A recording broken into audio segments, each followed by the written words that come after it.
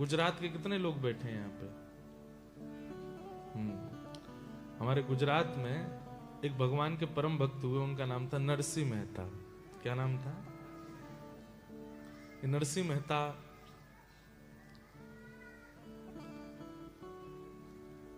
बड़े अच्छे भक्त हुए।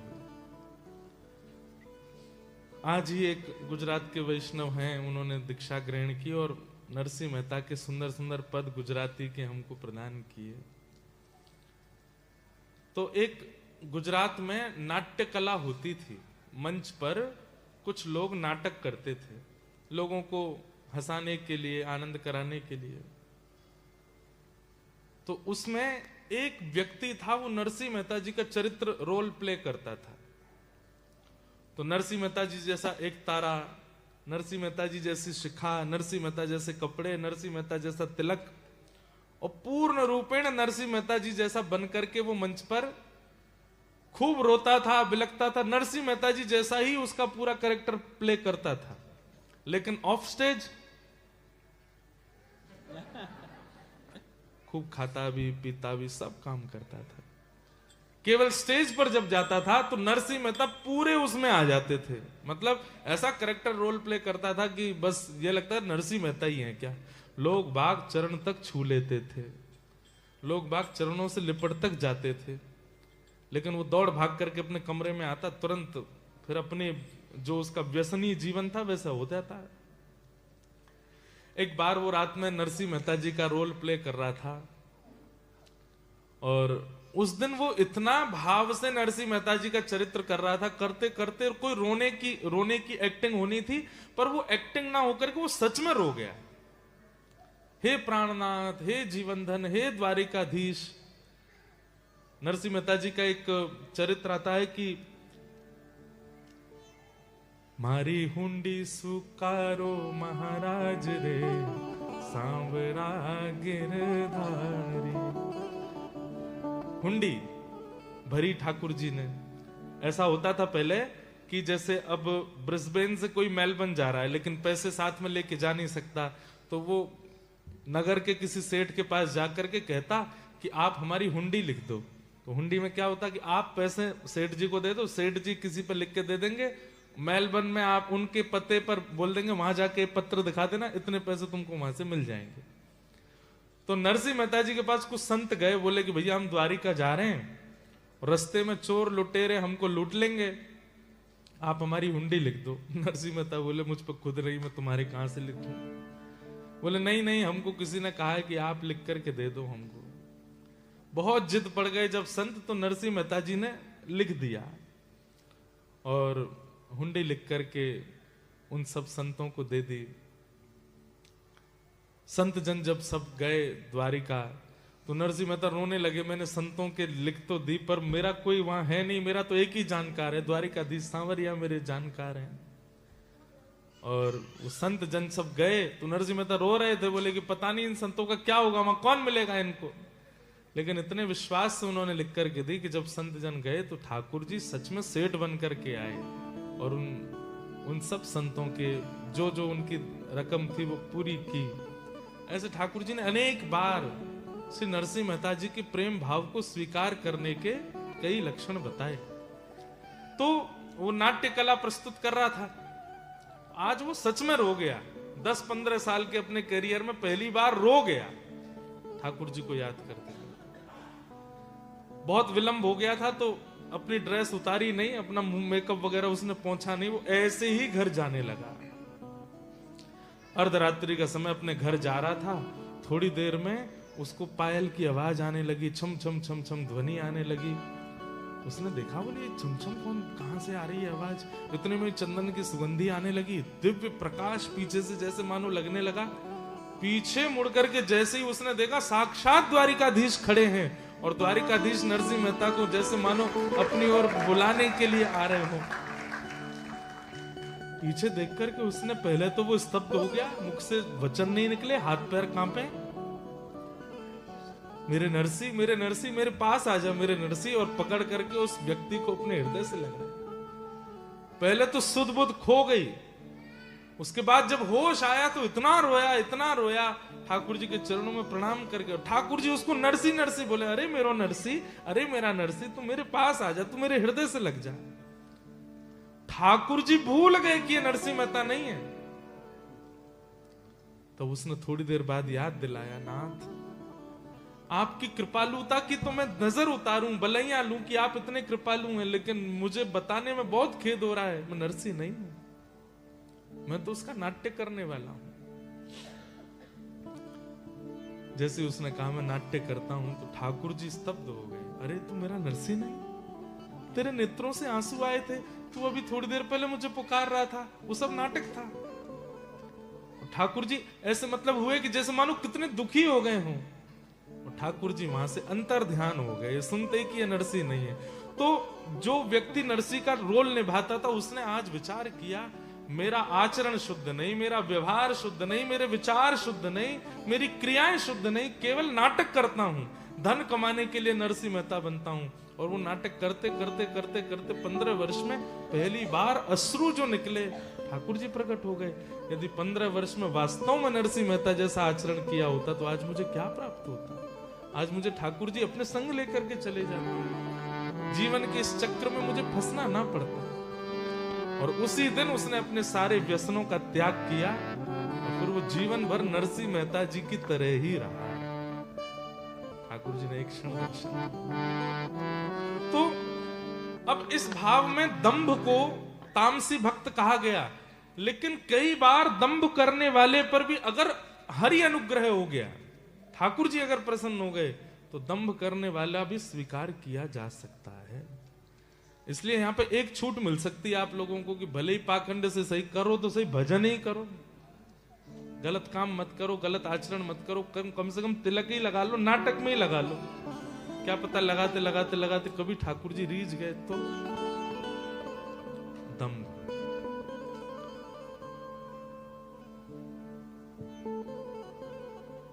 तो अभिमान, हिंसा, दंभ, और चौथा लक्षण बताया तामसी भक्त का मात्सर्य। क्या बताया? मात्सर्य का मतलब क्या होता है? ईर्ष्या। क्या होता है? हमारे पूज्य पिताजी महाराज अपनी कथा में कहते हैं 3 दुख के कारण। दुख के कितने कारण? 3। या ध्यान से सुनना। पहला कारण होता है काल, समय। कई बार समय दुख लेके आता है, हमने कुछ गलत किया नहीं, लेकिन समय ही ऐसा चल रहा होता है कि दुख आता है। और इसमें भी होता है कि समय का दुख ये भी कह देते हैं कि भाई पूर्व जन्म का प्रारब्ध हम भोगना, चलो ठीक है वो छोड़ो, अभी कोरोना काल आया था, वो भी तो समय का दुख है। एक साथ सब दुखी हुए थे, उस समय कोई प्रसन्न नहीं था। तो कभी कभी दुख का कारण क्या होता है? समय।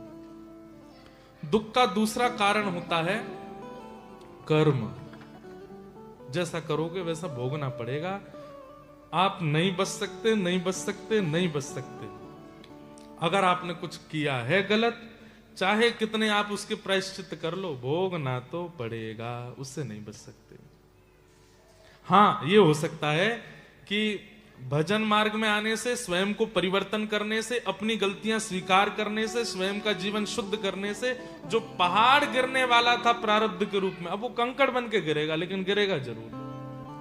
वो पहले चोट इतनी देने वाला था, अब इतनी देगा, लेकिन देगा जरूर। तो कर्म लौट करके आता है। तो दुख का पहला कारण काल, दुख का दूसरा कारण कर्म, और दुख का तीसरा कारण स्वभाव। किसी किसी के स्वभाव में ही दुख होता है। उनको कितना भी अच्छा करके दे दो, कितनी भी उनके लिए तुम योग्यताएं कहो, फिर भी दुखी ही रहते हैं। भोजन कैसा बना? हाँ, रोटी बढ़िया बनी, चावल अच्छे बने, सब्जी अच्छी बनी, फिर क्यों मुंह बना हुआ है? पानी ठंडा नहीं है, ठंडा पानी पीने की आदत है मुझे इसी बात से दुखी है। 5 स्टार होटल में रुके, सुबह उठे दुखी बैठे, क्यों भाई क्या बात है? तकिया अच्छी नहीं थी, सब बढ़िया था, प्लो अच्छी नहीं थी, इसी बात से दुखी है। छोटी छोटी चीजों पर नाराज हो जाते हैं, छोटी छोटी चीजों से दुखी हो जाते हैं, इस स्वभाव से दुखी। इनका स्वभाव में दुख है। ये पूरे कार्यकाल में, पूरे अपने उस नियोजन में ये नहीं देखते अच्छा क्या हुआ, ये देखते बुरा क्या हुआ था। आप ब्याह में गए थे भारत, सब बढ़िया हुआ? हाँ बढ़िया था, ठीक था। फिर क्यों इतने दुखी क्यों लग रहे हो? लिफाफा बहुत कम बनाया हमारा इसीलिए दुखी है। गुलाब जामुन में टेस्ट नहीं था, ये दुखी है। ये कोई दुख के कारण होते हैं?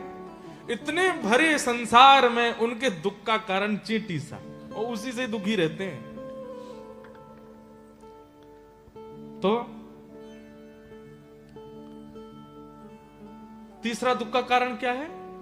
स्वभाव, काल, कर्म, स्वभाव। और चौथा दुख का कारण क्या है? दूसरे का सुख देखा नहीं जाता, बर्दाश्त नहीं हो रहा है। और ये चौथे वाले जो है ना, इनकी संख्या 80% है पूरे वर्ल्ड में। अपने दुख से दुखी नहीं है, ये दूसरे के सुख से दुखी है कि वो इतना प्रसन्न क्यों है, वो हंस क्यों रहा है। उसको दुखी कौन कर गया? बोले किसी की हंसी मार गई उसको। बोले हंस क्यों गया मेरे आगे, वो इतना प्रसन्न क्यों था। और दूसरे के सुख से दुखी होने वाला व्यक्ति कथा भी सुनता है, मंदिर भी जाता है, तिलक भी लगाता है, लेकिन दूसरे के सुख से दुखी रहता है, वो व्यक्ति भी तामसी भक्त माना जाएगा। तुम भजन करते हो, मंदिर जाते हो, पर दूसरे का सुख सहन नहीं होता आपसे, तामसी। और भगवान अंत में कहते हैं मैया ये मुझे पसंद नहीं है, पर भक्त तो कहलाएंगे। जैसे स्कूल में, क्लास में स्टूडेंट्स तो बहुत सारे होते हैं, सभी टीचर सबको ही पढ़ाता है, पर उसके प्रिय का नाम बोलो तो 5 का नाम बताएगा। बोले क्यों? वो बाकी प्रिय ठीक है, वो आ रहे हैं, बस उनके माता पिता फीस भर रहे हैं, इसलिए वो आते हैं स्कूल, पढ़ने वढ़ने से उनका कोई प्रयोजन नहीं है। मेरे प्रिय तो ये 5 ही हैं। तो इनके लिए ठाकुर जी कहते हैं ये भक्त तो हैं, पर मुझे ये प्रिय नहीं है। ये कौन से भक्त हुए? तामस। अब आओ दूसरे, ये दूसरे भक्त कौन से हैं? राजस। राजस भक्तों के लक्षण क्या है? कि विषयान विसंधाय यश ऐश्वर्यमेव वा अर्चादार्चयेद्यो मां पृथग भावस राजस। सोमवार का व्रत रखना है इस बार हमको। किसमें? श्रावण में। क्यों? शंकर जी प्रसन्न नहीं, उनकी प्रसन्नता से हमको क्या होगा? अच्छा पति मिले इसलिए अच्छी पत्नी मिले इसलिए। एकादशी का व्रत क्यों कर रहे हो? बोले ठाकुर जी प्रसन्न हो। नहीं नहीं नहीं, उनकी प्रसन्नता से हमको क्या करना है, इसलिए नहीं, हमारा एक काम बने। किसी व्यक्ति से पूछा मैं बहुत व्रत रखते हो यार? बोले कि ये वाला व्रत इनकी प्रसन्न, ये वाला व्रत इस काम के लिए, ये वाला व्रत इस काम के लिए, ये वाला व्रत इस काम के लिए। मतलब वो तप करते हैं, पर तप में भगवत प्रसन्नता उनकी इच्छा नहीं होती है। एक बार एक हमारे भारत में एक जगह है, कभी आप लोग जाइएगा, बहुत सुंदर जगह है। नैनीताल से ऊपर 3 महादेव के स्थान हैं, जागेश्वर, बागेश्वर और मुक्तेश्वर। तो वहां पर एक अच्छा, जागेश्वर जो है वो पाताल में है, बागेश्वर जो है वो बीच में है, और मुक्तेश्वर जो है वो हाइट पर है। तीनों में दूरी भी बहुत है, तीनों के दर्शन बड़े सुंदर है। तो वहां एक स्थान है जागेश्वर। जागेश्वर में ऐसी मान्यता है कि रात को मंदिर जब बंद हो जाता है, उसके बाद पति पत्नी हाथ में दिया लेके खड़े होते हैं बाहर, और पूरी रात अगर दिया बुझने ना दें, सुबह मंगला ठाकुर जी की, महादेव की जब होती है तब तक खड़े रहें, और फिर वो दिया पुजारी जी को दें या मंदिर के चौखट पे अगर पधरा दें। सुबह जब मंदिर खुले तो फिर उनको संतान की प्राप्ति होती है, उनको बालक हो जाते हैं। मैं वहां दर्शन करने के लिए गया, बहुत ठंड पड़ती है वहां पर। रात में करीब 7:30-8 बजे मंदिर बंद हो गया, और उसके बाद मैंने जब अपने होटल की खिड़की से देखा तो इतने सारे दंपति खड़े थे हाथ में दिया लिए, और सब पूरी रात खड़े रहे, तड़पते रहे महाराज। इतनी ठंड में ठिठुर रहे हैं, पति आके कभी शॉल उड़ा रहा है, फिर पति हाथ में दीपक ले लेता, फिर पत्नी आके उसके पैर की मालिश कर रही है। इतना परिश्रम देख करके मेरे मन में आया, किसके लिए? एक संतान के लिए। और वही संतान जब 10, 12, 15, 18 वर्ष का होकर के उल्टा सीधा बोलता है तो इनको ये लगता है कि क्यों ही हो गया ये, इसके लिए हमने इतना तप किया।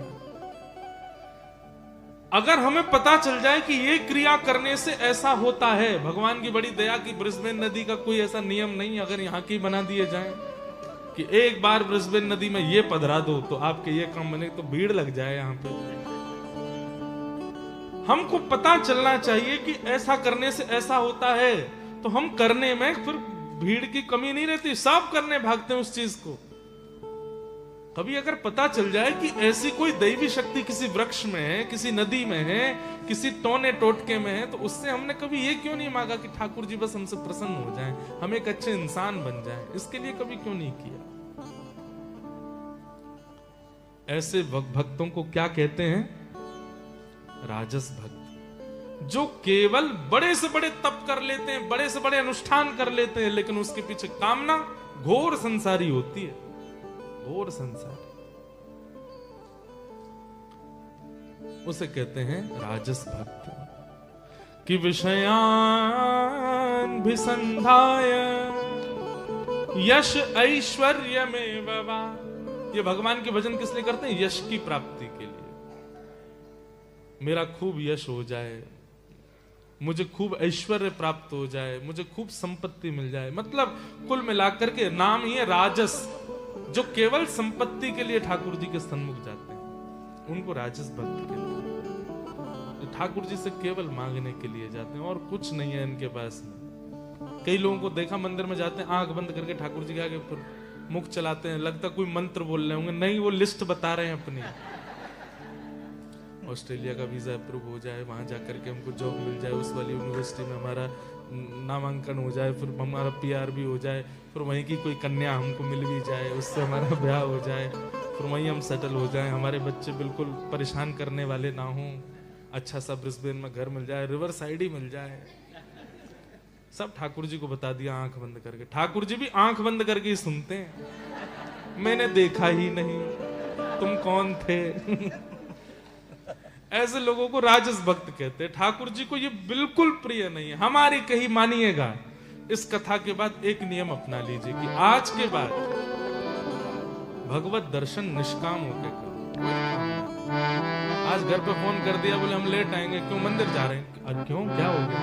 ऐसे देखने जा रहे हैं, ठाकुर जी से मिलने जा रहे हैं। हमारा दर्शन की पद्धति क्या है पता? हम कहीं भी ठाकुर जी को देखते हैं, हम ऐसे बात करते, जैसे हम वृंदावन के हैं ना, तो जैसे गांव का आया व्यक्ति दूसरे गांव वाले से मिलता है, हम ऐसे ही मिलते हैं ठाकुर। जगन्नाथपुरी जाएंगे, हे जगन्नाथ महाप्रभु कैसे हो, ठीक हो, सब आनंद मंगल।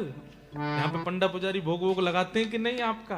हाँ, खा पी के मोटे तो दिख रहे हो, तो लगता है कि भोग तो लग रहा है आपका। आप ऐसी वार्ता करेंगे ना तो ठाकुर जी भी भावुक हो जाएंगे। अपनी बताने मत जाओ, पूछने जाओ आप कैसे। इतनी दूर हम आए कथा करने के लिए और बड़े पापड़ बेल बेल के कथा कर रहे हैं हम ऑस्ट्रेलिया में।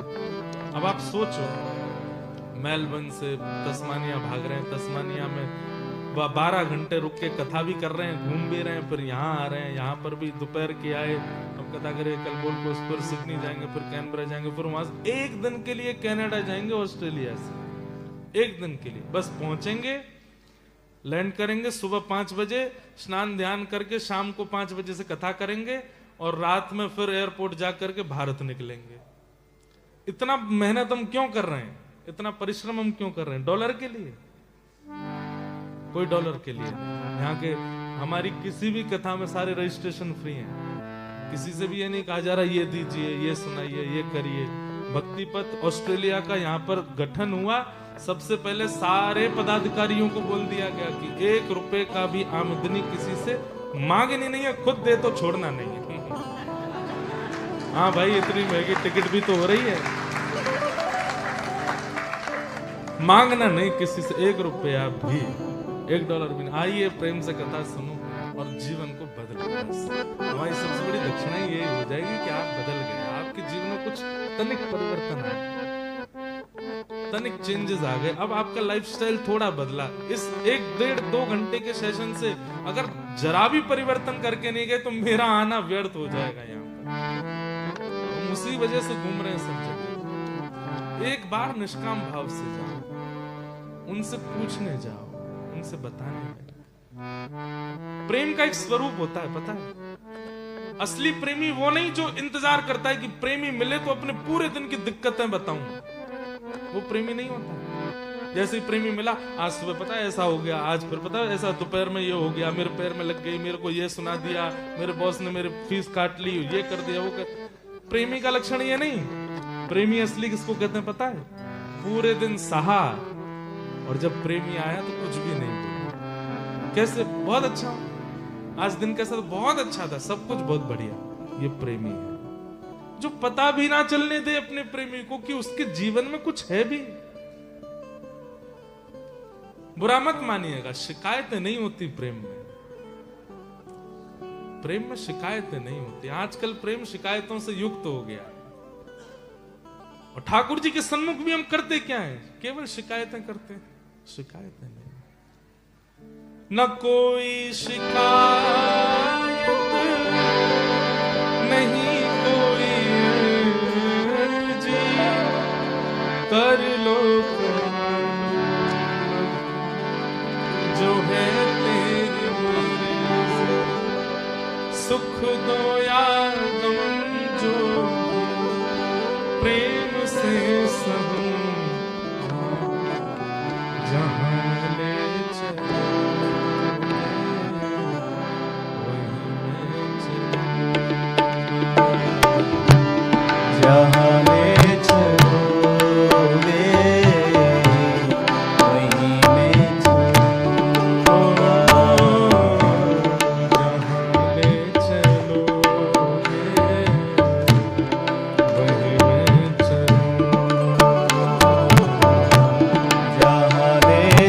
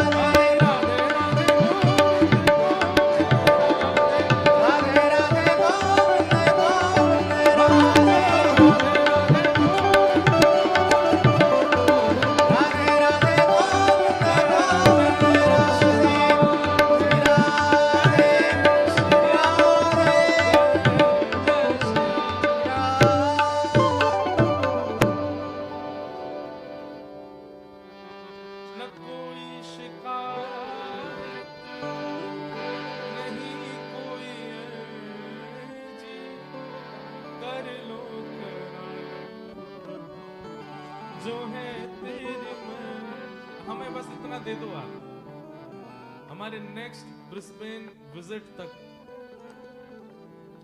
ठाकुर जी के सामने निष्काम भाव से जाओ, बस 1 साल करके देखो। और जब 1 साल बाद आए ना तो पर्सनली बताइएगा कि आपको क्या फील हुआ। कोई कामना नहीं, स्वप्न में भी नहीं, घर बैठ करके भी नहीं, कुछ नहीं। कुछ बिगड़ता है, कुछ बनता है, कुछ होता है, कुछ वो सब बातें ठाकुर जी से आप कहते ही नहीं हो। वो अपनी पर्सनल चीजें आप अपने पर्सनल तक ही रखते हो, ठाकुर जी को नहीं बताते। कभी मंदिर जाते हैं, कभी ठाकुर जी के दर्शन करते हैं, अपने घर के ठाकुर जी की सेवा करते हैं। बाहर भले ही रोए हैं, बाहर भले ही परेशान हुए, रात भर सोए नहीं, पर अपने ठाकुर जी के सामने गए हंसते हुए, नाथ आपकी बहुत कृपा है, सब बहुत अच्छा है, कम से कम श्वास तो चल रही है, हाँ, भोजन तो कर रहे हैं, जीवित तो हैं, सब आनंद है। अच्छा, ये भी एक प्रकार का टोंट हो जाता है, ये भी मत बोलना, ये भी तो टोंट ही है। सांस तो चल ही रही है तो उसका मतलब ओ हो तो बाकी सब खराब है। प्रेम करो ठाकुर जी से, और प्रेम में ये नहीं, अपने दुख नहीं बताए जाते, अपने कष्ट नहीं गिनाए जाते। और दूसरी बात, उससे कहा जाता है, उसको बताया जाता है जिसको पता नहीं है। तुम जानत सब जानते हैं, तुम जानत अंतर्यामी करणी। जीवन का उद्धार होता है। वृद्धावस्था हो चुकी थी उसकी, उसने कहा भैया हमने आज तक गैया ही चराई है, हमने कभी गुरु पुरु तो देखे ही नहीं। किसी संत से सुन लिया उसने कि गुरु होना चाहिए। सीधे लोगों का ये भी नियम होता है, कोई कुछ कह दे ऐसा कर लो तो वो वैसे बेचारे ये किसी ने कह दिया तो करना पड़ेगा। एक व्यक्ति को मैंने देखा, उसके 5 उंगली में अंगूठियां थी और एक उंगली में तो 2-2 थी।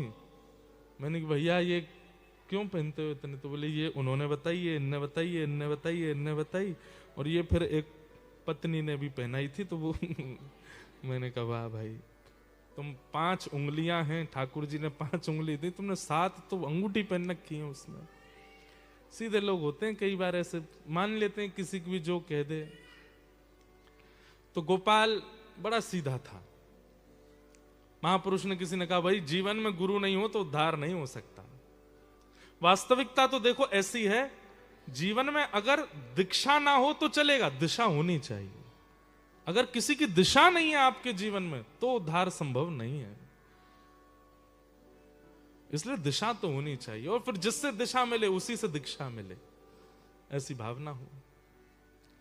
तो अब गोपाल आज तक तो केवल उसको इतना इसी काम से फर्क पड़ता था कि मेरी गैयाओं ने चारा खाया कि नहीं खाया, मेरी गैया चर के आई कि नहीं आई, मैं इनका दूध निकाल लूं। और उसकी गाय नहीं थी, वो गांव की गाय लेके जाता था। जैसे मान लो आप सब गांववासी, आप सबके घर की एक गाय, आप सब इतने व्यस्त तो चरा नहीं पाते। एक मैं आया, मैंने कहा चलो मुझे दे दो, शाम को जो मिले मुझे दे देना आप लोग। सबकी गाय इकट्ठी करके ले जाता था चराने के लिए गोपाल। तो आज तक तो उसने इसी बात पर ध्यान दिया कि गैयाओं का कैसा क्या है, और उसने अपने निज जीवन का भी विचार नहीं किया। लेकिन आज पहली बार जब किसी से सुन लिया कि जीवन में गुरु होने चाहिए, तो अब गुरु खोजने लगा। गुरु जी कौन, गुरु जी कौन, मेरे गुरु कब मिलेंगे, मुझे गुरु कहां मिलेंगे। एक दिन एक महात्मा आए, और महात्मा की जटा देख करके, कमंडल देख के, रूप देख करके गोपाल बोला यही मेरे गुरु जी हैं, इनको ही बना लूं। चरणों में गिर गया, बोले महाराज मुझे गुरु दीक्षा दे दो आप। सब लोग ध्यान से सुनिएगा। गुरु जी बोले अच्छा दीक्षा चाहिए? बोले हाँ, चलो आओ, नहा धो के आओ, बैठो बताते हैं। बोले सुनिए, पहले हमको नियम बता दो फिर दीक्षा लेंगे। तो पता चली पहली दीक्षा दे दी आपने, बाद में हमसे नहीं हुआ कुछ भी। तो गुरुजी ने नियम बता दिए। पहले ही बोले देखो रोज सुबह स्नान करके और इतना तुमको मंत्र करना पड़ेगा। बोले क्या मंत्र करना पड़ेगा? गुरुजी ने मंत्र सुनाया तो बोले ये तो मुझे समझ में ही नहीं आ रहा है, ये तो मेरे पल्ले ही नहीं पड़ रहा, मैं इतना पढ़ा लिखा नहीं कि ये मंत्र बोल सकूं। कोई और चीज बता दो। गुरुजी बोले भाई अब जो परंपरा है वही तो बताऊंगा, ऐसे थोड़ी मनगढ़ंत कुछ भी बता दूंगा। बोले देखो भगवान, हम आपको बहुत स्पष्ट बता दें, हम तो गैया चराते हैं और कई बार स्नान भी नहीं करते, सुबह उठते हैं कि सबकी गैया समेटी, सिर पर स्वाफा बांधा, निकल गए, गैया चरा करके लाते हैं। हमारा तो स्नान भी नहीं हो पाता कई बार। और ये मंत्र आदि करना, नियम जाप पूजन आदि करना, ये सबसे मैं दूर दूर तक मेरे को पता ही नहीं है कैसे होता है। और अब मेरी इतनी आयु नहीं है कि मैं सीखूं पहले और फिर करूं। सीखने में ही मेरा जीवन निकल जाएगा। गुरु जी बोले तो फिर दीक्षा काय को चाहिए, रहने दो। बोले नहीं, दीक्षा तो चाहिए, दीक्षा तो मुझे चाहिए। कोई बोल के गया गुरु बनाने हैं। तो गुरु जी बोले चलो तो फिर एक काम ऐसा बता दें जो तुम कर सकते हो। बोले क्या? तुम्हें ही निवेदित भोजन करें। भोजन करते हो रोज? बोले हाँ। बोले भोजन पहले ठाकुर जी को कराना, फिर खाना। इतना तो कर सकते हो? बोले हाँ ये तो कर सकता हूं। कई बार तो मैं अपने बच्चों को पहले खिला देता हूं। बोले बस वैसे ही जैसे बच्चों को पहले खिला देते हैं फिर स्वयं पाते हैं, जैसे माँ करती है, बच्चों को पहले तृप्त करती है फिर स्वयं पाती है, पति को पहले पवाती है, ऐसे ही आज से तुमको करना है, पहले ठाकुर जी को खिलाओ फिर स्वयं खाओ। गोपाल बोला ये आपने बहुत बढ़िया बताया गुरु जी, इससे मेरा उद्धार हो जाएगा? बोले बिल्कुल हो जाएगा। नियम करने वाले, मंत्र करने वाले, जाप करने वाले का जैसा उद्धार वैसा ही तेरा होगा, तू ये कर ले। भाई देखो, बच्चे बोले तो समझ आए, बड़े नहीं बोले। एक बार कोई जाके बोल दो, बच्चे उधम मचा में चले, बड़े भी उधम मचा रहे हैं ब्रिस्बेन के। आनंद है सब, दिल तो बच्चा है जी, हो गए बड़े क्या हो गया। इधर देखो, तो गोपाल को बोल गए, बोले कि क्या करना है? ठाकुर जी को निवेदित करके पाना। लेकिन गुरु जी ने यह नहीं बताया था कि ठाकुर जी केवल भाव में आएंगे। ठाकुर जी की सामने प्रतिमा होगी, चित्र होगा, प्रत्यक्ष नहीं आएंगे ठाकुर जी। उसको लगा कि जैसे हमारे बच्चे आके बैठ जाते हैं सामने, पत्नी आके बैठ जाती है, ऐसे ठाकुर जी बैठ जाएंगे। जहां भी गैया चराने जाता था, पत्नी भोजन लेके आती, पत्नी से कहता तुम जाओ हम खा लेंगे। हाँ, गुरु जी ये भी कह के गए कि गुप्त रखनी चाहिए गुरु के बताई गई बातें, नियम, ये रहस्य होता है। तो पत्नी को बोलता भोजन धर दो, जाओ। बोले हमारे सामने पालो, हम पवा देते। नहीं नहीं, हम खुद पाएंगे, जाओ। पत्नी बोलती ऐसे क्यों? अरे अब बुढ़ापा आ गया, अब खुद सीखना पड़ेगा। कल को तुम हमसे पहले चली गई तो तुम आदत लगा दोगी अपने हाथ से पवाने की, वो हमको खुद सीखना पड़ेगा। पत्नी बोली मतलब पक्का है कि पहले मैं जाऊंगी? बोले हम बात बोल रहे हैं, तुमको भी सीखना चाहिए, तुम भी हमारी प्रतीक्षा मत किया करो, हम पाए उसके बाद पाओगी, तुम भी पा लिया करो और हम भी अपने आप देखा करेंगे। पत्नी बोली ठीक है। अब सीधे साधे लोग ज्यादा बात थोड़ी करते हैं। पत्नी चली गई, उसने बर्तन खोले, सब सामग्री सामने रखी। ज्यादा कुछ तो होता नहीं था, मोटी रोटियां, कुछ गुड़ और कुछ मिर्ची वगैरह, सलाद, मूली, गाजर, बस। सब्जी तो बनती नहीं थी ज्यादा गरीब लोगों के यहाँ, गरीबी था बेचारा। सामने धर दिया। गोपाल, गोविंद, ठाकुर जी, आपके जो भी नाम है, मुझे ज्यादा तो आते नहीं, आ जाओ पालो। गुरु जी कह के गए आपको पवाना है फिर पाना है। और ऐसा बुला के फिर ढूंढता कहां से आ रहे हैं, कब आएंगे। गुरु जी परिचय तो बता के नहीं गए कि वो दिखते कैसे हैं, आएंगे भी कि नहीं आएंगे। तो बेचारा जैसे पशु पक्षियों के लिए दाना लेके घूमते हैं, ऐसे घूमता था सब जगह। आप कहां रहते हैं? अरे ठाकुर जी, अरे भगवान जी, आ जाओ। गुरु जी कह के गए पहले आप पाओगे फिर मैं पाऊंगा। पूरे दिन ठाकुर जी का इसी भांति स्मरण करता, जगह जगह घूमता, नदी के किनारे जाता, वन में जाता, पहाड़ पर जाता, ठाकुर जी आओ पहले पाओ फिर मैं पाऊंगा। रात हो गई, ठाकुर जी नहीं आए। गुरु आज्ञा है, ठाकुर जी नहीं पाएंगे तब तक मैं पा नहीं सकता। रात भर ठाकुर जी नहीं आए तो रात को सारी सामग्री समेट करके गैयाओं को खवा दी, भूखा सो गया। एक रात निकल गई, दूसरा दिन आया, आज ठाकुर जी आएंगे, कल व्यस्त रहे होंगे कहीं पे। दूसरे दिन फिर पत्नी भोग लेके आई, सब सामग्री सजाई, बैठ गया, ठाकुर जी आओ पाओ, भोग लगाओ फिर हम पाएंगे। फिर से ढूंढा, कल जहां गया अब दूसरी जगह गया कि वहां तो मिले नहीं थे, यहां मिल जाएंगे। सब जगह ढूंढा, ठाकुर जी नहीं मिले। 1 दिन, 2 दिन, 3 दिन, 10 दिन, 15 दिन निकल गए। अब तो आंखें गड्ढे में जाने लगी, हाथों में कंपन शुरू हो गया, वृद्धावस्था है, मुख सूखने लगा, आंतें सूखने लगी। पत्नी कहती मुझे आप ठीक नहीं लग रहे हैं, आपको देख करके अब ऐसा लगता है कि जैसे कोई रोग हो गया है क्या आपको?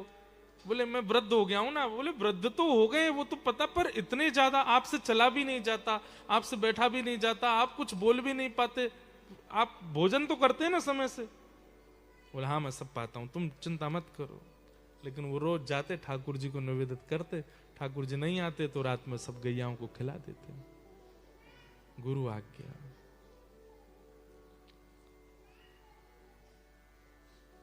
जब अनेक दिन निकल गए, बस अब इनको लगा ही था कि अब मैं जीवित नहीं रहूंगा, मेरे प्राण चले जाएंगे।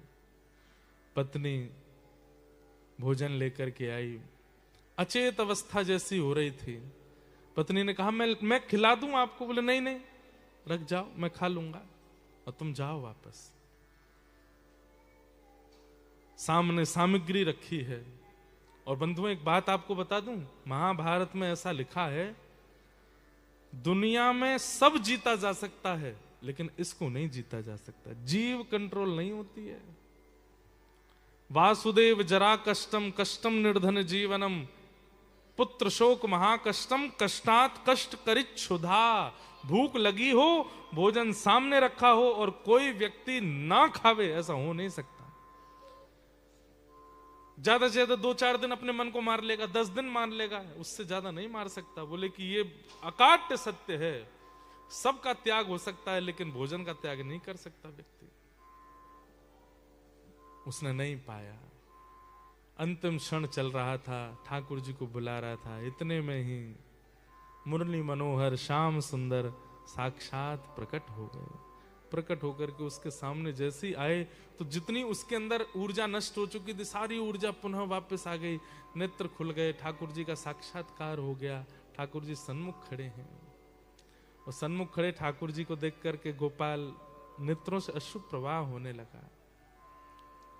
ठाकुर जी के आगे वो सूखी रोटी और वो सब चीज सामग्री धर दी। भगवान बड़ा विलंब लगाया आपने आने में, अब पा लीजिए।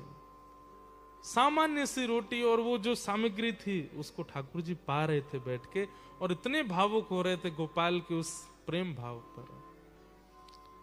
ठाकुर जी ने कहा अब हमने पा लिया, अब तुम भी पाओ। तो जैसे ठाकुर जी देखा तो उसके हाथ कांप रहे थे। तो ठाकुर जी बोले तुम रुको, हम पवाते हैं। और अपने हाथ से ठाकुर जी गोपाल को पवा रहे। ऐसा अद्भुत भाव ठाकुर जी को लगा। उसी समय ठाकुर जी ने आज्ञा कर दी, गोपाल अब तुम पृथ्वी पर मत रहो, चलो हमारे साथ। भगवान ने उसका हाथ पकड़ा, हृदय से लगाया और अपने संग नित्य लीला में उसको ले गए। केवल एक गुरु की सामान्य सी आज्ञा को सर्वोद्धार मान करके करने लगा गोपाल चरवाह, और ठाकुर जी प्रत्यक्ष प्रकट हो गए। जीवन की परिस्थितियां ये ठाकुर जी के द्वारा प्रदत्त प्रसाद है, इसकी बहुत शिकायतें मत कीजिए। कई बार सह लेना चाहिए। और कोई गुरु अगर आज्ञा कर दे, आचार्य अगर आज्ञा कर दें, भगवत जन अगर आज्ञा कर दें, तो उसके ऊपर तो बिल्कुल विचार नहीं करना चाहिए, कर लेना चाहिए। बस वो उसके सूत्र में, उसके भावों में ही ठाकुर जी बैठे हैं मिलने के लिए, बस उसका पालन आप कर लो। तो राजस भक्त जो केवल विषय की कामना करते हैं, भगवान कहते हैं ये भी मुझे प्रिय नहीं है। और तीसरे आते हैं सात्विक भक्त। सात्विक भक्तों के लक्षण क्या हैं? कि कर्म निर्हार मुद्दिश्य परस्मिन् वा तदर्पणम् यज्ञे दष्टव्यमृत वा पृथग भाव सात्विक। सात्विक भक्त का लक्षण ठाकुर जी क्या बता रहे हैं? कर्म निर्हार मुद्दिश्य परस्मिन् वा तदर्पणम्। बोले कर्म करता है और कर्म करते समय ये स्थिति रखता है कि हे नाथ बस कृपा बनाए रखना, मेहनत मैं करूंगा, परिश्रम मैं करूंगा, कृपा आप बनाए रखना। और फिर जो भी करता है उसकी उपलब्धि जब उसको मिलती है तो उपलब्धि मुझे अर्पित कर देता है। मैंने नहीं किया, सब ठाकुर जी ने कराया, मैं तो केवल माध्यम था, सब ठाकुर जी की कृपा है। ये सात्विक भक्त है। कुछ भी करेंगे, आपका घर बहुत अच्छा है भैया, हमारी सामर्थ्य तो नहीं, ठाकुर जी ने दिलवाया है। आपके बच्चे बहुत अच्छे हैं, सब ठाकुर जी की कृपा है। आपका व्यवहार बहुत मधुर है भैया, सब ठाकुर जी की कृपा, सत्संग करते हैं, गुरुदेव की कृपा है, बस उन्हीं की कृपा से सब हो रहा है। मतलब हर भाव में क्या रखता है कि भगवत कृपा है मेरे ऊपर। ये सात्विक भक्त।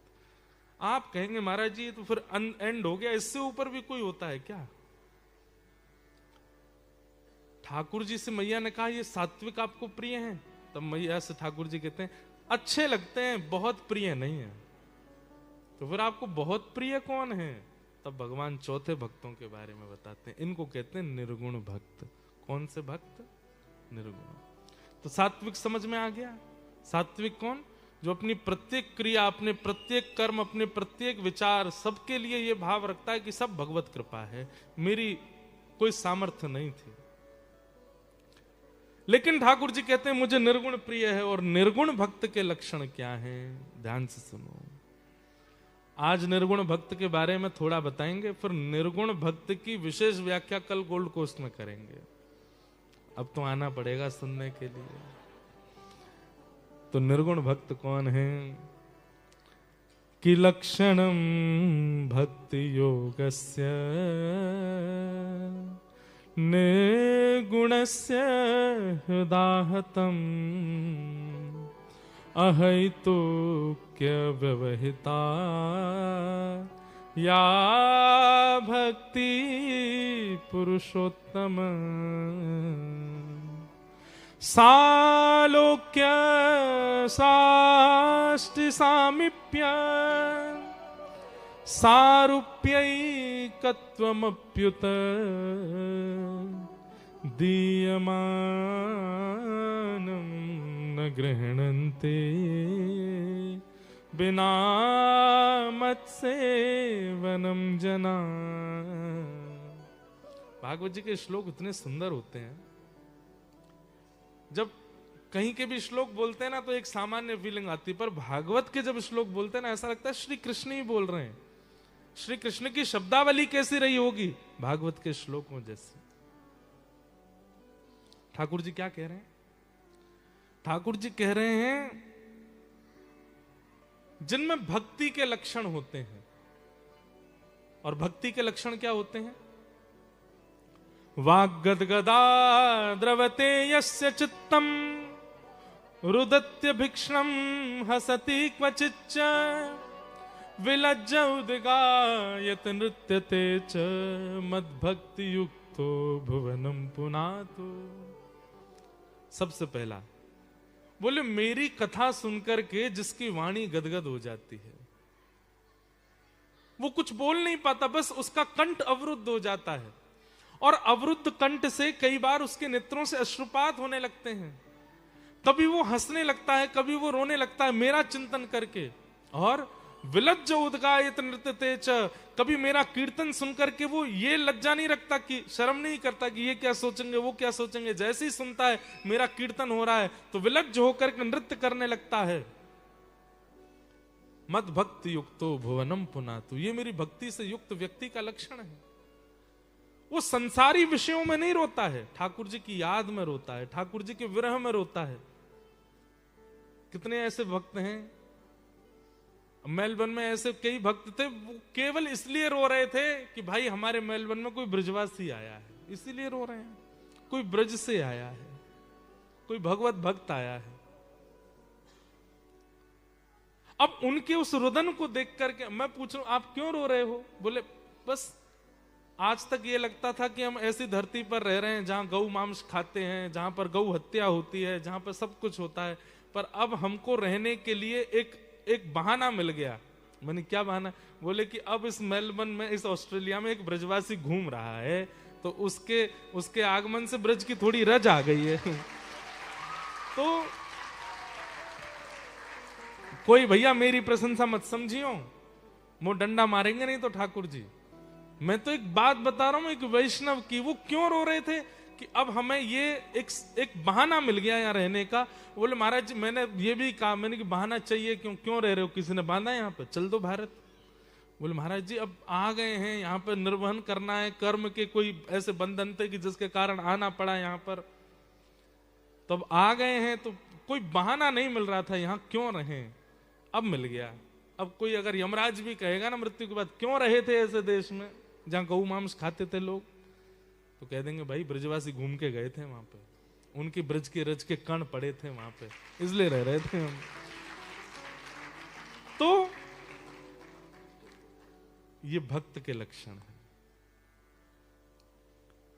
भक्ति युक्त व्यक्ति के लक्षण ठाकुर जी कहते हैं ऐसे मुझको बहुत अच्छे लगते हैं। इनकी कोई कामना नहीं है, इनकी कोई विचारधारा में कोई और बातें ही नहीं है। ये ठाकुर जी से भी पता क्या कहते हैं, कुछ मत दो ना हमसे कुछ लो, बस क्या बोले, राजी रहो, प्रसन्न रहो, आप हंसते रहो। एक हमारी हरिवंश परंपरा का एक पद है, मुझे याद नहीं आ रहा, बस राजी रहो, मुखो हंसो मुख बैन, ऐसे करके एक बहुत अच्छा पद है हरिवंश परंपरा का। ये भक्त के लक्षण है। और भगवान कहते हैं निर्गुण भक्त की स्थिति कैसी होती है, बोले 4 प्रकार की मुक्ति होती है, सालोक्य, साष्टि, सामिप्य और एकत्वम। बहुत ध्यान से सुनना, 4 प्रकार की मुक्ति। अच्छे कर्म करने वाले, भजन करने वाले, अच्छे कर्म करने वाले जब मृत्यु को प्राप्त होते हैं तो उनको स्वर्ग मिलता है, पर भजनानंदियों को मुक्ति मिलती है। एक बात याद रखिएगा, स्वर्ग भी मुक्ति नहीं है। अच्छे कर्म करने वाला व्यक्ति जब उसके बहुत पुण्य हो जाते हैं तो उसको स्वर्ग भेजा जाता है। स्वर्ग is kind of a 7 star 8 star hotel. हाँ, जैसे आप पे बहुत ज्यादा पैसा है तो आप महंगे होटल में जा सकते हो, आपने काउंटर पर जाके पैसे जमा कर दिए तो उतनी देर के लिए आपको कमरा मिल जाएगा। अब कमरे में रखी हर वस्तु पर आपका अधिकार है, आप चाहो तो सेब खाओ, आप चाहो तो पानी पियो, आप चाहो तो बैल बजा करके कुछ खाने को मंगा लो, बालकनी आपकी, बिस्तर आपका, बाथरूम आपका, सब कुछ आपका। यहां तक कि जो स्टाफ काम करता होटल में उनको बार बार फोन कर करके बुलाते रहो, आते रहेंगे, जी सर क्या करें बताओ, आपकी सेवा करेंगे।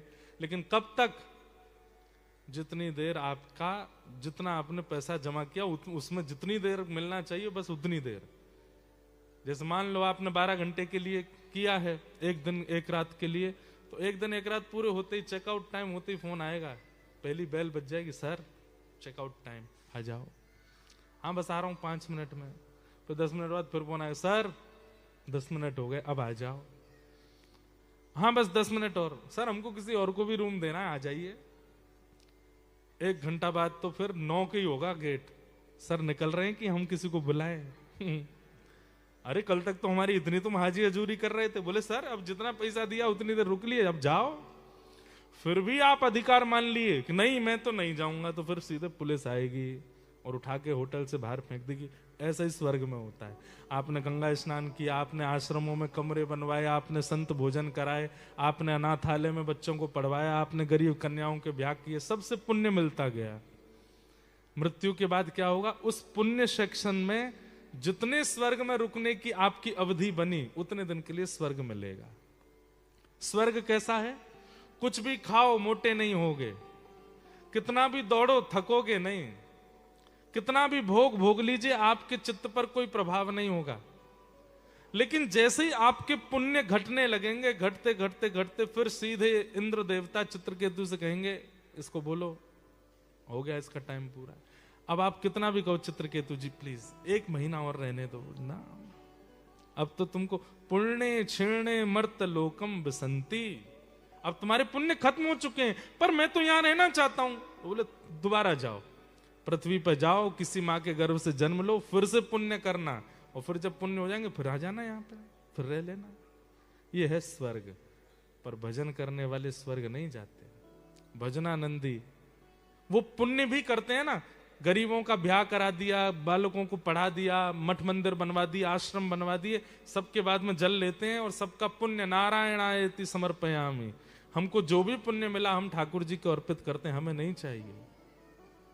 ये भक्त का लक्षण। और वो होते हैं मुक्त। और मुक्त होने वालों का क्या होता है, वो कभी पुनर्जन्म नहीं लेते, पुनर्जन्म न विद्यते। वो पृथ्वी पर कब आते हैं पता है, जब फिर से ठाकुर जी अवतार लेंगे तो ठाकुर जी की मां बन के, पिताजी बन के, भाई बन के, बंधु बन के, कहां तक कहें शत्रु बन करके भी वही आते हैं जो वैकुंठ में है। रावण कौन है, वैकुंठ का सेनापति है, द्वारपाल है जय। कुंभकर्ण कौन है, विजय। ये नंदरानी यशोदा और नंद बाबा कौन है, प्रश्नी सुतपा। ठाकुर जी जब अवतार लेते हैं तो उनके इर्द गिर्द रहने वाले ये सारे करेक्टर, मतलब एक प्रकार से वो है जैसे स्कूल में सारे बच्चों को तैयार करते हैं टीचर्स के, आज एनुअल फंक्शन है, स्टेज पर जाके तुमको नाटक करना है। ऐसे ही ठाकुर जी एनुअल फंक्शन करते हैं, कब, जब अवतार लेते हैं। सब वैकुंठ के लोगों को ही कहते हैं तुम राक्षस बनना, तुम हमारे मित्र बनना, तुम हमारे शत्रु बनना, तुम हमारे, तुमको बहुत मैया वाला भाव आता, चलो तुम मैया बन के चलना, आप हमारे पिताजी बन देना। सबको ठाकुर जी ऐसे लेके आते हैं। मतलब भगवत अवतार जब होता है उस समय कोई जीवात्मा नहीं आता है पृथ्वी पर, वैकुंठ वाले ही आते हैं सब। और भजनानंदियों को वैकुंठ मिलता है।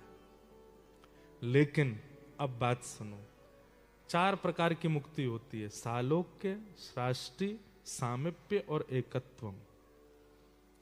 इसमें सालोक्य कौन सी होती है, सालोक्य मुक्ति का मतलब होता है केवल वैकुंठ मिल जाएगा।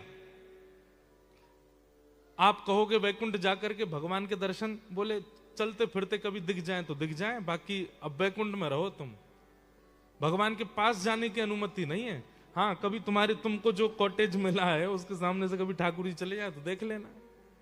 ये सालोक्य मतलब केवल लोक की प्राप्ति, भगवत दर्शन की गारंटी नहीं होती, कभी कभी हो जाएंगे।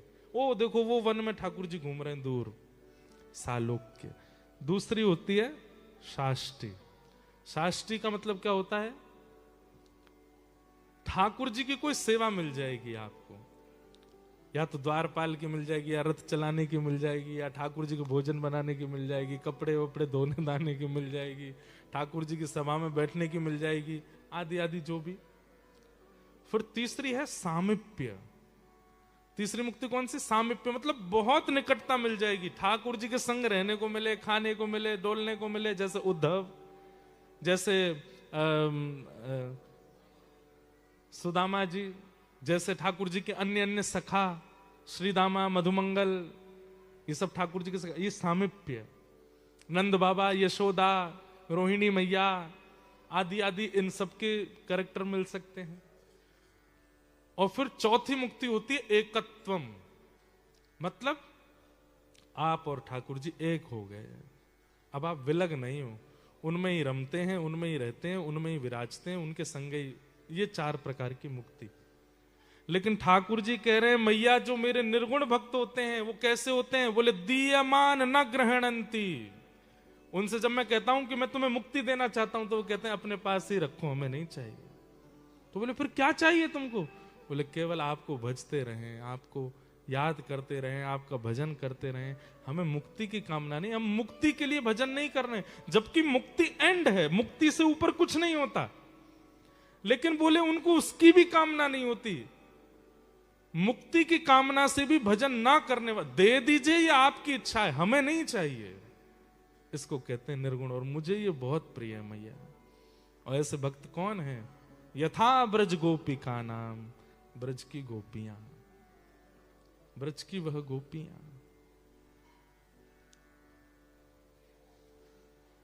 आहा, एक बार भगवान को बुखार आ गया तो वैद्यों ने कहा कि भैया किसी भक्त की चरण रज लाओ। नारद जी सब भक्तों के पास गए, किसी ने भी भगवान को अपनी चरण रस देने से मना कर दिया। बोले हम अपनी चरण रस देंगे ठाकुर जी को। तब नारद जी महाराज वृंदावन आए, गोपियों ने कहा क्या हो गया नारद, द्वारिकाधीश ठीक है? बोले कि ठाकुर जी को बुखार आ गया है और वैद्यों ने औषधि बोली है कि किसी भक्त की चरण रज लेके आओ। नारद जी, गोपियां बोली पहले ये बताओ भक्त किसको कहते हैं? बोले भक्त उसको कहते हैं जो निरंतर 24 घंटे ठाकुर जी को याद करता रहे, गोपियां बोली वो तो हम करती हैं, हम दे दें? नारद जी महाराज बोले सोच लो, भगवान को अपनी चरण रज देने का मतलब जानते हो? ठाकुर जी की तरफ पीठ करके बैठ जाओ तो पाप लगता है, भगवान की तरफ पैर पसार के बैठ जाओ तो पाप लगता है, आप अपनी चरण रज दोगे ठाकुर जी को? गोपियां बोली उससे होगा क्या? अगर हमने मान लो चरण रज दे दी ठाकुर जी को, उससे होगा क्या? बोले नरक जाना पड़ेगा। बोले हमें नरक जाना पड़ेगा लेकिन श्री कृष्ण ठीक हो जाएंगे ना? बोले हाँ वो ठीक हो, तो फिर हमें नरक जाना मंजूर है, हमारी अधोगति हो जाए हमें स्वीकार है, पर हमारे प्रियतम दुखी ना हो, हमारे प्रियतम को कोई कष्ट ना हो।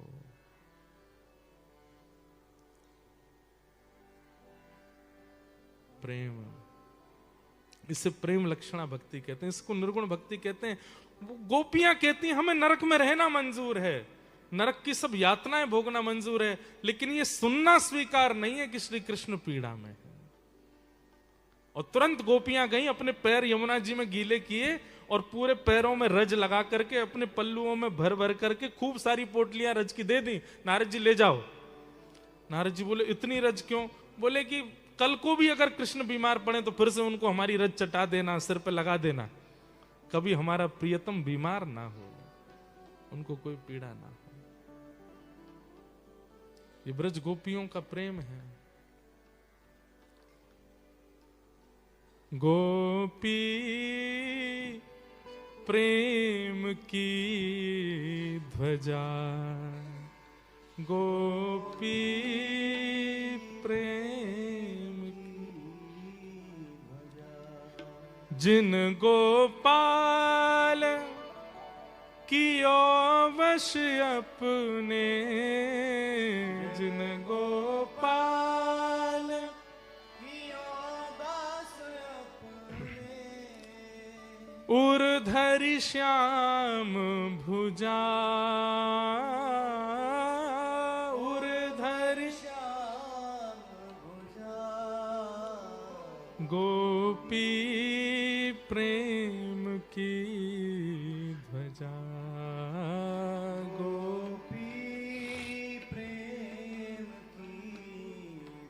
एक अंतिम बात बता के अपनी वाणी विराम दूं। श्री कृष्ण मथुरा ब्रज छोड़ करके गए नहीं है, गोपियों ने भेजे। अब रहस्य बता रहे हैं हम आपको, ये ब्रिस्बेन में ही उद्घाटित हो रहा है, सुन लीजिए। जब गोपियों को पता चला कि श्री कृष्ण मथुरा जा रहे हैं, तो पहले तो गोपियां बहुत रोई कि जिनको देखे बगैर हम रह नहीं सकती, जिनके बगैर हमारे प्राण नहीं रुकते, जिन ठाकुर जी में हमारे सर्वस्व विराजमान है, वो चले जाएंगे तो हम रहेंगे कैसे? तब किसी ने जाकर के गोपियों से कहा अगर कृष्ण यहां रहेंगे तो केवल आपका उद्धार होगा, लेकिन अगर कृष्ण मथुरा जाएंगे, फिर आगे द्वारिका लीला करेंगे, फिर महाभारत युद्ध होगा, वहां गीता का ज्ञान देंगे, उससे पूरे ब्रह्मांड का कल्याण होगा। तो गोपियों ने विश्व कल्याण के लिए, मेरा आपका भला हो जाए, नहीं तो ये तो माखन चोरी बने रहते जीवन भर, ये तो ब्रज में गैया चराते रहते, गोपियां इनको और कुछ करने नहीं देते, ये गोप ग्वाल इनको पलकों पे ही बिठाए रखते, लेकिन इस विश्व का कल्याण हो जाए। आज भले ही विदेशी लोग कुछ भी कहते हो, लेकिन गीता को सर्वोपरि विदेशी भी मानते हैं। गीता के ज्ञान को आज बड़े बड़े, चाहे वो यूएन की सभा हो, चाहे वो लंदन की कोई हो, चाहे वो ऑस्ट्रेलिया के किसी भी नेता, अब हमारी सिडनी में कथा होनी है, आज मुझे भैया बता रहे थे कि सिडनी कथा के लिए वहां के पार्लियामेंट से, वहां के उनसे सब जगह से आ रहे हैं कि वो नेता आएंगे। मैंने कि इनको आती है समझ में कथा? बोले नहीं, बस इनको ये पता है कि कोई गीता का प्रवचन है बस, जबकि गीता है नहीं, लेकिन गीता सब जानते हैं और गीता को सब मानते हैं। बड़े बड़े विदेशी लोग भी कभी कभी शेयर करते हैं पोस्ट, और उसमें कुछ स्लोगन लिख करके नीचे लिखते हैं कहां लिखा है? बोले भगवत गीता में कृष्ण ने कहा है। गोपियों ने कहा कि अगर विश्व कल्याण हमारे प्रियतम को जाने से होगा, तो ऐसे नहीं संकल्प करके भेजेंगी। संकल्प का मतलब होता है कि आप संकल्प करने के बाद दोबारा उस वस्तु को ले नहीं सकते। तो गोपियां जिनके प्राण बसते हैं श्री कृष्ण में, उन्होंने जैसे संकल्प लेते हैं तो आपने पंडित जी क्या पानी देते हैं हाथ में, चावल देते हैं हाथ में और दक्षिणा रखवाते हैं, उसके बाद संकल्प बोलते हैं और फिर वो संकल्प छुड़वा देते हैं। संकल्प का मतलब होता है अभी अकाट्य हो गया।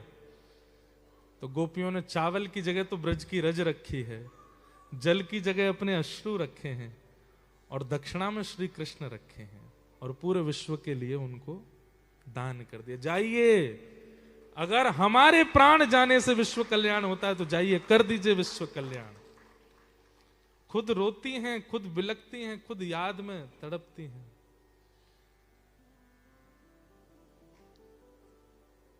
याद में तोरी भई बाबरी, सुध लो मोरी कुंज बिहारी। याद में तोरी भई बाबरी, सुध लो मोरे कुंज बिहारी। अब आओ मेरे प्राण पियारे, अब आओ मेरे प्राण प्यारे, अपना या जन को मेरो मन वृंदावन में अटक्यो। मेरो मन वृंदावन में, मेरो मन हरि चरणन में अटको।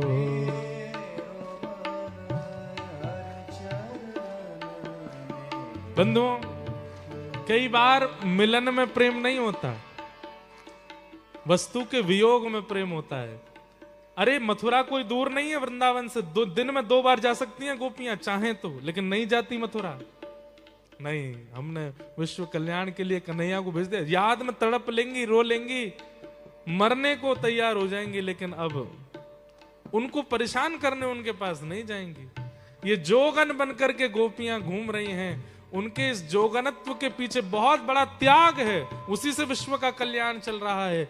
यदि गोपियों ने आंख उठा करके श्री कृष्ण से कह दिया होता खबरदार जो ब्रज से बाहर गए, तो कभी नहीं जाते ठाकुर जी। ये गए ही गोपियों की आज्ञा से। बन के जोगन डोलत ब्रज में, बन के जोगन पीवत यमुना जल को, मेरो मन वृंदावन में अटको। मेरो मन, ओ मेरो मन हरि चरणन में अटको।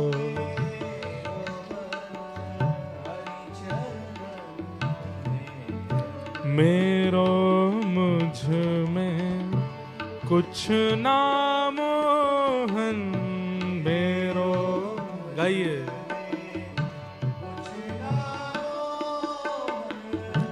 तेरी मेटी तेरो कण कण, तेरी मेटी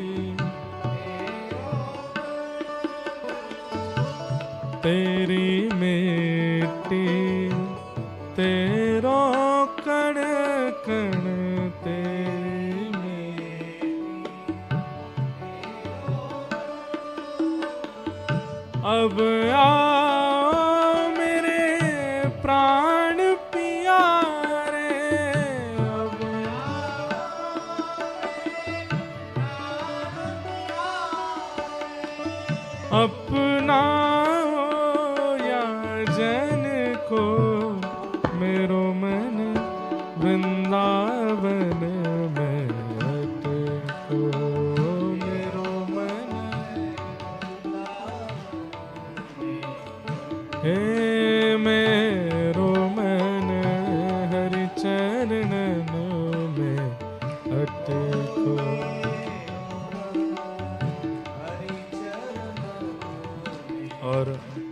अंत में गोपी कहती है,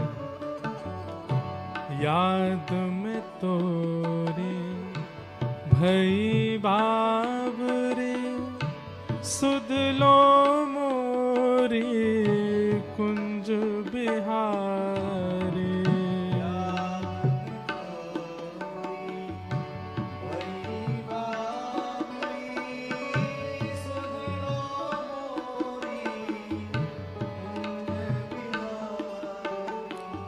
याद में तोरी भई बाबरी, सुध लो मोरी कुंज बिहारी।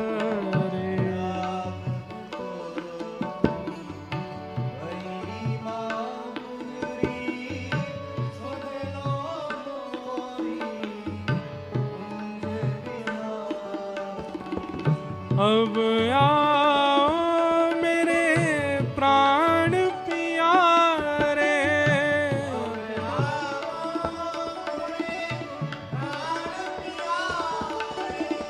अब आओ मेरे प्राण प्यारे,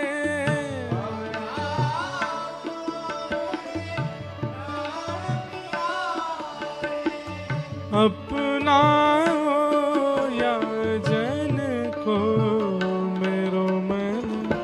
वृंदावन में अटको।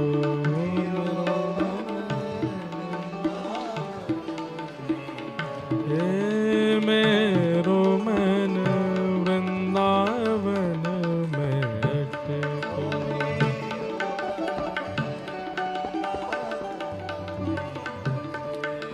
हरि जी मोरे नैनन आगे रहिए, हरि जी मोरे हे श्याम मोरे नैनन आगे रहिए।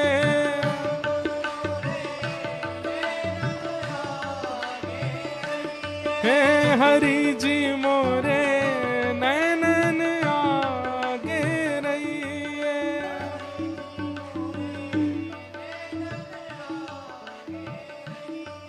श्याम मोरे नैनन आगे रहिए।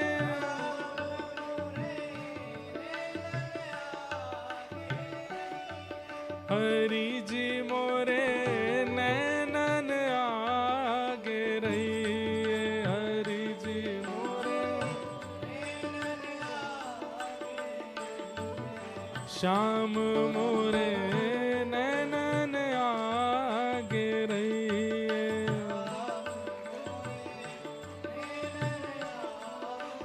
हे नाथ मोरे नैनन आगे रहिए, नाथ मोरे नाथ मोरे नैनन आगे रहिए।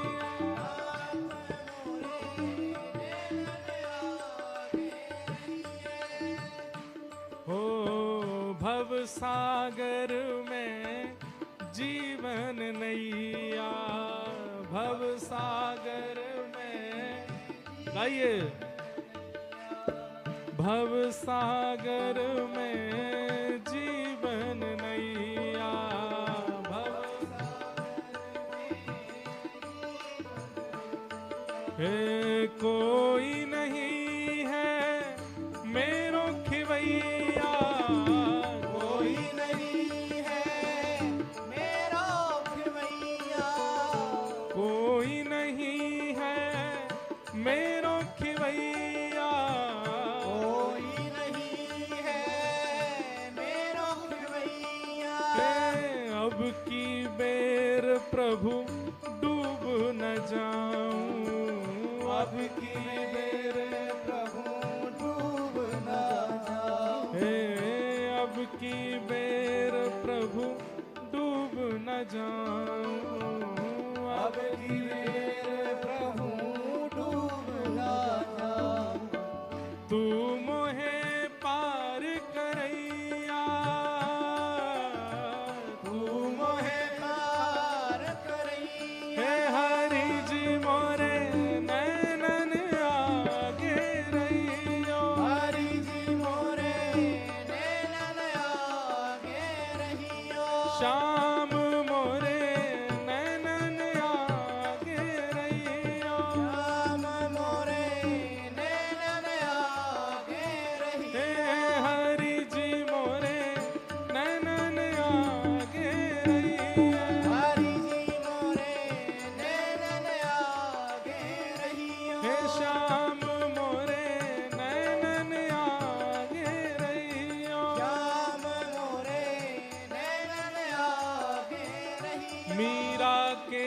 प्रभु गिरधर नागर मीरा के प्रभु गिरधर नागर प्रभु गिरधर नागर गिरधर नागर प्रभु गिरधर नागर गिरधर नागर हे प्रभु नटवर नागर नटवर नागर प्रभु नटवर नागर नटवर हे प्रभु गिरधर नागर गिरधर नागर प्रभु गिरधर नागर गिरधर नागर मीरा के प्रभु गिरधर नागर मीरा के प्रभु गिरधर नागर तुम हो नाथ दया के सागर तुम हो नाथ दया के सागर हे तुम हो नाथ दया के सागर तुम हो नाथ दया के सागर जन्म मरण के बंधन काटो जन्म मरण के बंधन काटो हे जन्म मरण के बंधन काटो जन्म मरण के बंधन काटो हे मोहे दीनानाथ बचइयो मोहे दीनानाथ बचइयो हरि जी मोरे नैनन आगे रहियो हरि जी मोरे नैनन आगे रहियो हे श्याम मोरे नैनन आगे रहियो राम मोरे नैनन आगे रहियो हरि जी मोरे नैनन आगे रहियो हरि जी मोरे नैनन आगे रहियो हरि जी मोरे नैनन आगे रहियो हरि जी मोरे नैनन आगे हे रहियो हरि जी मोरे नाथ मोरे हो हरि जी मोरे नैनन आगे रहियो हरि जी मोरे नैनन आगे रहियो हे नाथ मोरे नैनन आगे रहियो नाथ मोरे नैनन आगे रहियो कन्हैया मोरे नैनन आगे रहियो कन्हैया मोरे नैनन आगे रहियो हे कृष्ण मोरे नैनन आगे रहियो कृष्ण मोरे नैनन आगे श्यामा हृदय कमल सो प्रगटो श्यामा हृदय कमल सो प्रगट श्री राधा हृदय कमल सो प्रगटो राधा हृदय कमल सो प्रगट और श्याम हृदय को वृंदावन प्यारो वृंदावन वृंदावन प्यारा वृंदावन हे श्री वृंदावन मेरो वृंदावन वृंदावन मेरो वृंदावन देखो कहीं धस तो नहीं जाओगे अगर जोर से कूदे तो अभी ऊपर नीचे आ रहा था तो ऐसा लग रहा था नीचे शायद थिएटर है बेचारे कहीं पिक्चर देख रहे हो पता चली ऊपर बैटमैन उछल रहे हैं सुपरमैन उछल रहे हैं नहीं महाराज यहाँ तो भक्ति मैन उछल रहे हैं हाँ खूब भाव से हे श्री गोपाल भट्ट जो कि हृदय वेदना प्रगट्यो शालिग्राम गोपाल भट्ट जी हृदय वेदना भगटो शारे ग्राम हे रूप सुधा को खान हमारो रूप सदा को खान हमारो हे रूप सुधा को खान हमारो रूप सदा को खान हमारो ओ प्यारो राधा रमण जुलाल वृंदावन प्यारो वृंदावन वृंदावन प्यारो वृंदावन हे श्री वृंदावन मेरो वृंदावन वृंदावन मेरो वृंदावन रूप सुधा को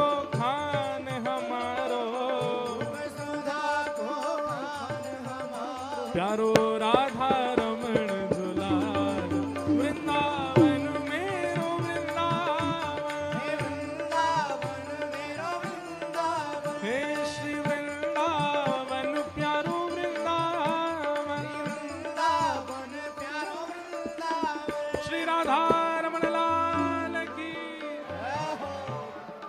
हे आतुर हित हरिवंश पुकारो, राधा राधा नाम, आतुर हित हरिवंश पुकारो राधा राधा नाम। हे जय राधे राधे, राधे राधे श्री राधे राधे, राधे राधे जय राधे राधे, राधे राधे श्री राधे राधे, राधे राधे जय राधे राधे, राधे राधे श्री राधे राधे, राधे राधे आतुर हित हरिवंश पुकारो, राधा राधा नाम, आतुर हित हरिवंश पुकारो राधा राधा नाम। हे सघन कुंज यमुना तट आयो, सघन कुंज यमुना तट आयो, मदन टेर वृंदावन आयो, मदन टेर वृंदावन भुजा उठा के प्यारो राधा वल्लभ लाल, वृंदावन प्यारो वृंदावन, वृंदावन प्यारो वृंदावन। हे श्री वृंदावन मेरो वृंदावन, वृंदावन मेरो वृंदावन। सघन कुंज यमुना तट आयो, सघन कुंज यमुना तट आयो, हो प्यारो राधा वल्लभ लाल, वृंदावन मेरो वृंदावन, वृंदावन मेरो वृंदावन। हे श्री वृंदावन प्यारो वृंदावन, वृंदावन प्यारो वृंदावन। बोल राधा वल्लभ लाल की। जय हो। हे भुवन चतुर्दश की सुंदरता, निधिवन करत बिहार, भुवन चतुर्दश की सुंदरता, निधिवन करत विहार। हे भुवन चतुर्दश की सुंदरता, निधिवन करत बिहार, भुवन चतुर्दश की सुंदरता, निधिवन करत विहार। हे श्यामा प्यारी कुंज बिहारी, श्यामा प्यारी कुंज बिहारी, श्यामा प्यारी बांके बिहारी, श्यामा प्यारी बांके बिहारी। और जय जय श्री हरिदास, वृंदावन प्यारो वृंदावन, वृंदावन प्यारो वृंदावन। हे श्री वृंदावन मेरो वृंदावन, वृंदावन मेरो वृंदावन। श्यामा प्यारी कुंज बिहारी, जय जय श्री हरिदास मुरारी, श्यामा प्यारी कुंज बिहारी, जय जय श्री हरिदास मुरारी, श्यामा प्यारी कुंज बिहारी, जय जय श्री हरिदास मुरारी, श्यामा प्यारी कुंज बिहारी, जय जय श्री हरिदास मुरारी, श्यामा प्यारी कुंज बिहारी, जय जय श्री हरिदास मुरारी, श्यामा प्यारी कुंज बिहारी, जय जय श्री हरिदास मुरारी। श्यामा प्यारी कुंज बिहारी, श्यामा प्यारी कुंज बिहारी। और जय जय श्री हरिदास, वृंदावन मेरो वृंदावन, वृंदावन प्यारो वृंदावन। हे श्री वृंदावन मेरो वृंदावन, वृंदावन मेरो वृंदावन। ओ जिनकी कृपा से यह रस प्रगट्यो, वृंदावन अभिराम, जिनकी कृपा से है रस प्रगट्यो, वृंदावन अभिराम। जिनकी कृपा से ये रस प्रगटा है, वो हैं तो अभी ब्रिस्बेन में, लेकिन सबसे मिल तो नहीं पाएंगे। ऊपर एलईडी पे ही दर्शन कर लो। प्यारे गिरधर लाल हैं तो अभी ब्रिस्बेन में ही, लेकिन अब सब इतने लोगों को दर्शन तो नहीं हो पाएंगे। करने हो तो सिडनी आ सकते हो आप लोग, वहां मिल जाएंगे दर्शन। जिनकी कृपा से यह रस प्रगट्यो वृंदावन अभिराम, जिनकी कृपा से यह रस प्रगट्यो वृंदावन अभिराम। हे हम सबको मिलवावे वारो, हम सबको मिलवावे वारो, और यह आनंद करवावे वारो, यह आनंद करवावे वारो। हम सबको प्राणन सो प्यारो। हम सबको प्राणन सो ये प्यारो। मेलबर्न के ही दर्शन है। मेलबर्न में एक दिन उत्सव था ठाकुर जी का, तो वहीं के दर्शन। अब आप लोग अगली साल जरूर ब्रिस्बेन में उत्सव करेंगे। नई ब्रिस्बेन नदी को अगर यमुना नदी बना दिया तो फिर। और सुनो, यहाँ एक उत्सव हो सकता है, नौका विहार उत्सव करेंगे ठाकुर जी का। अब 500 लोग बैठ जाए, इतनी बड़ी नौका ढूंढो और उसमें नौका विहार करेंगे। और ऐसा ही कर लेंगे कि अगली साल ब्रिस्बेन में कथा नौका बड़ी नाव में ही करें, वहीं ठाकुर जी को उत्सव कराएंगे।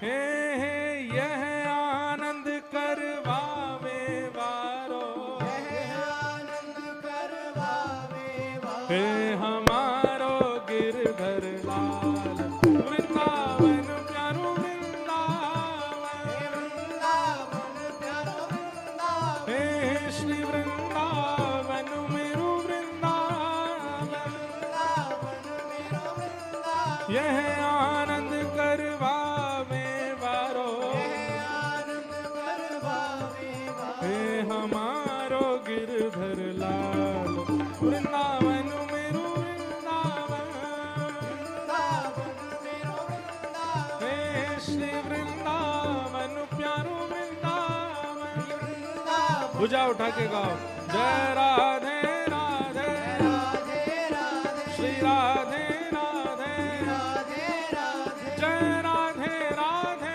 राधे राधे, श्री राधे राधे, राधे राधे, बरसाने वारी राधे राधे, श्री कृष्ण प्यारी। राधे राधे। वैसे एक बात बोले, आपका राधा नाम स्वर कितना ऊंचा होना चाहिए? रुको, इतना ऊंचा हो कि कम से कम $100-200 का फाइन आवे। बाहर आ गए, "ओ भैया इतनी जोर से चिल्ला के गा रहे हो", तब समझो कि हाँ अब कुछ गाया है। जय राधे राधे, राधे राधे, श्री राधे राधे, राधे राधे, सब प्रेम से गाओ, राधे राधे, हरिदास दुलारी। राधे राधे, जय राधे राधे, राधे राधे, राधे राधे, राधे राधे, जय राधे राधे, राधे राधे, श्री राधे राधे। राधे राधे, वृंदावन में राधे राधे, बरसाने में, राधे राधे, गोवर्धन में, राधे राधे, नंद गांव में, राधे राधे, गोकुल जी में, राधे राधे, सब मिल बोले, राधे राधे, जय राधे राधे, राधे राधे, श्री राधे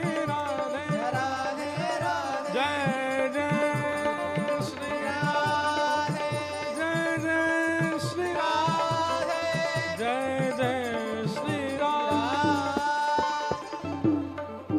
बोलो वृंदावन बिहारी लाल की, श्री राधा रमण लाल की, श्री राधा वल्लभ लाल की, पूछ री के लौटा की, हुप हुप प्यारे। क्या बात है बंशी बारे, शाबाश। और जिन लोगों को ये जय जयकार नहीं पता, वो यूं कहते हैं, क्या बोलते हैं ये हुप हुप प्यारे। अब ये जानकारी लेने के लिए तो आपको कथाएं सुननी पड़ेंगी। एक बार फिर कहो, पूछ री के लौटा की, हुप हुप प्यारे। क्या बात है वंशी बारे। शाबाश है। आप सब लोगों को जय श्री कृष्ण, जय सिया राम, जय सिया राम, जय श्रीमन नारायण। जय श्रीमन नारायण। अब एक बहन कुछ कह रही थी, पर वो हम नहीं, वो तो फिर उसके लिए गोल्ड कोस्ट आना पड़ेगा। ना। अब एक बात आपकी इतनी मानी, एक बात हमारी मानो। हाँ तो वहीं आओ, वहीं सुनाएंगे। तो कल गोल्ड कोस्ट में भी है, क्योंकि अब वहाँ वैसे तुम घूमने ही जा रहे थे, देखने की कैसा है सब, लाल जी को दिखाने, पर मन में भाव था कि वहाँ भी थोड़ी देर का हरि चर्चा संगम होगा, तो आप लोग वहाँ भी पधार सकते हैं, थोड़ी दूर हैं।